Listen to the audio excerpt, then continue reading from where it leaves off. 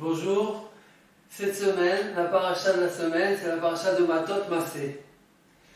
Dans la paracha, on parle des Nedarim, des serments. Quand quelqu'un y jure ou il fait un Neder, donc il faut annuler le Neder. Pour annuler un Neder, c'est pas tout seul qu'on annule le Neder. Le Neder, il faut aller chez 3 juges que eux, ils peuvent trouver une ouverture, un issue pour abolir, annuler le Neder. Ou bien, si c'est la femme qui fait un Neder, eh bien, le mari, il peut annuler le Neder de sa femme seulement le jour même, quand elle a fait le Neder. Passé ce jour, le Neder, il tient, on ne peut pas l'annuler. Il faut aller chez 3 juges. Dans le sens de Nedarim, on a un Neder,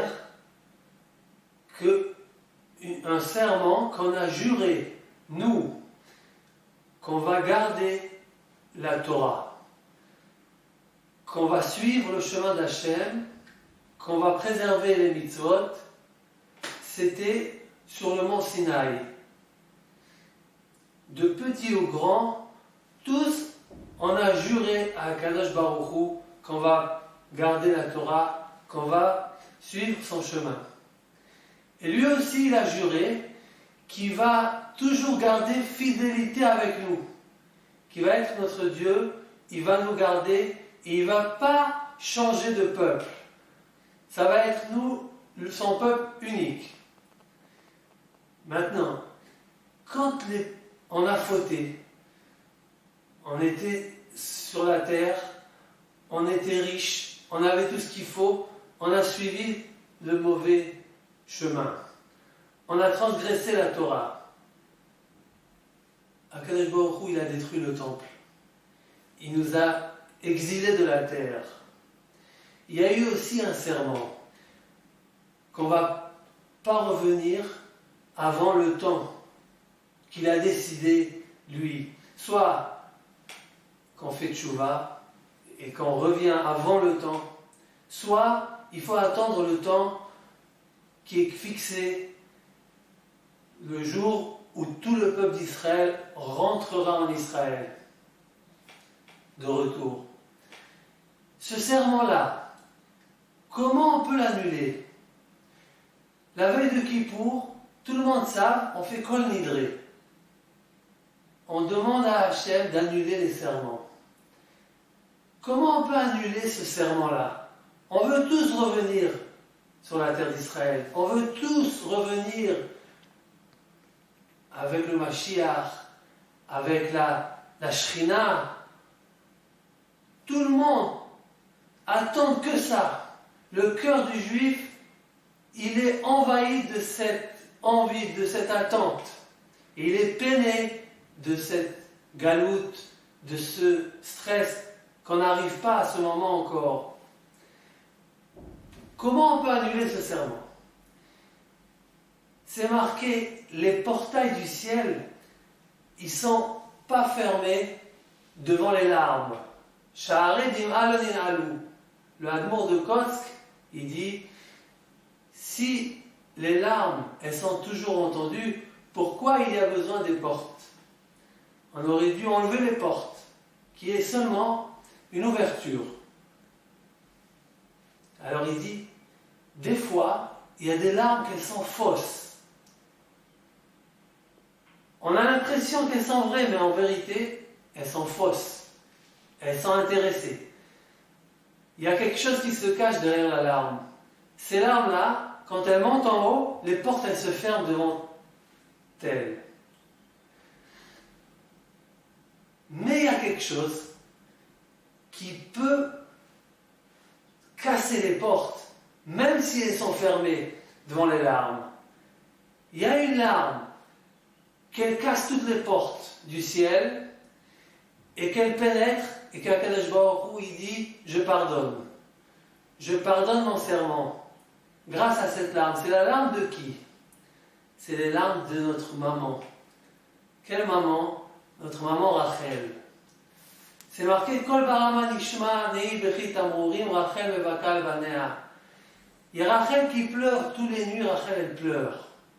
Elle demande à Akadosh Baruch Hu d'annuler son serment, d'arrêter la galoute, d'arrêter les maladies, d'arrêter les souffrances, d'arrêter la pauvreté, d'arrêter les misères, la discorde, de ramener les enfants à Jérusalem, de ramener Israël sur la terre d'Israël.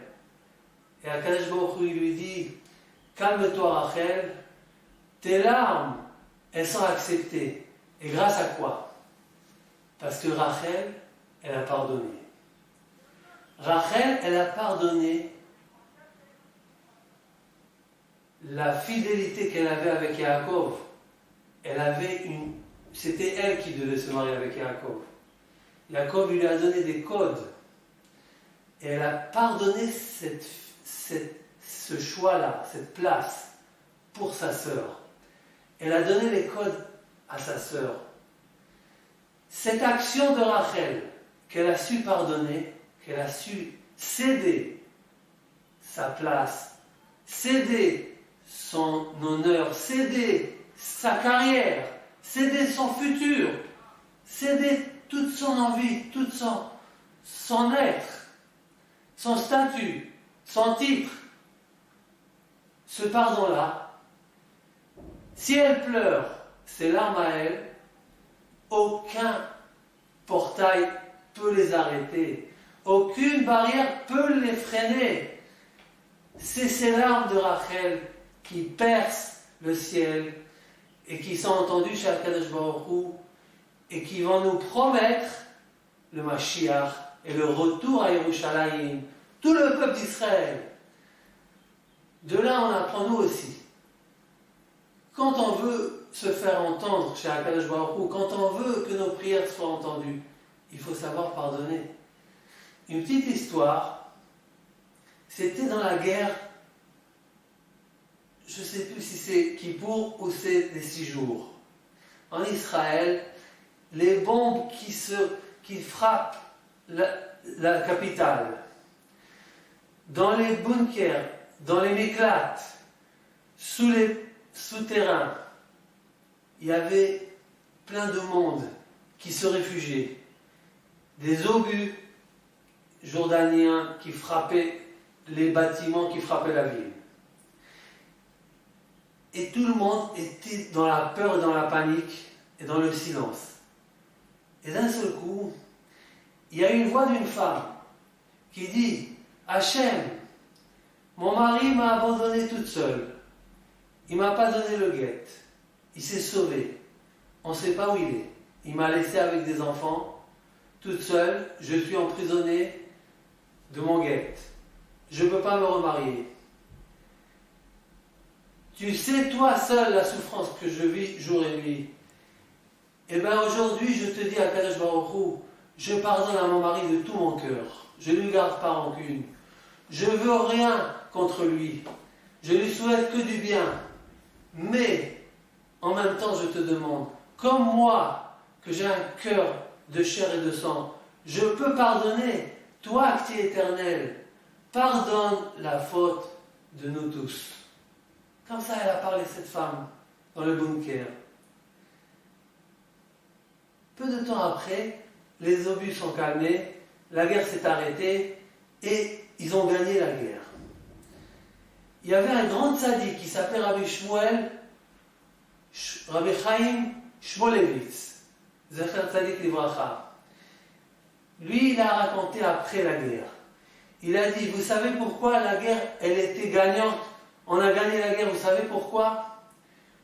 Tout le monde, ils ont dit, oui, parce que l'armée, oui, parce que chacun, il a dit quelque chose, une raison différente. Il leur a dit non. Moi, je vais vous dire pourquoi on a gagné la guerre. Et il a raconté cette histoire. Il a dit, j'étais dans le bunker quand la ville était frappée des obus jordaniens. Et j'ai entendu cette bonne femme qui parlait et qu'elle a déclaré à Kadosh Baruch Hu qu'elle pardonnait à son mari.